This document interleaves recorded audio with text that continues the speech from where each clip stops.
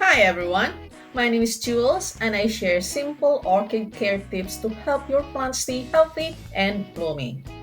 Today, I'll share with you on how ice cubes on orchids affect its health. Is it a genius hack or a big mistake? Have you seen people putting ice cubes on orchids? Some say it's a genius watering hack.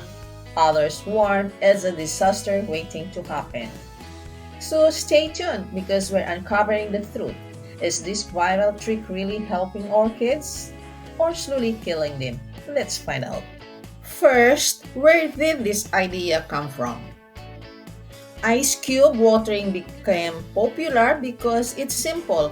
Just place 2 to 3 ice cubes on top of your orchid soil once a week. As the ice melts, it waters the plant slowly. Sounds easy, right? Especially for beginners who are scared of overwatering. Okay, let's be fair.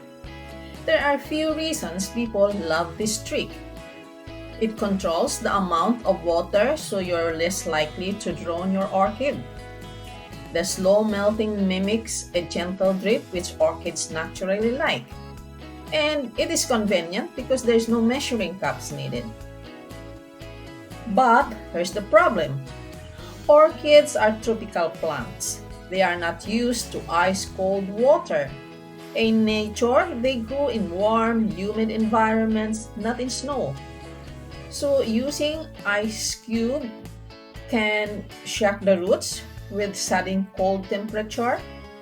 It can lead to root rot if water sits too long, and it will stress the plant, especially if it's already weak.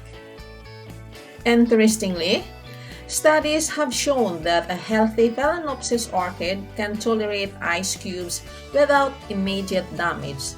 But over time, the risk of stress and cold shock is real.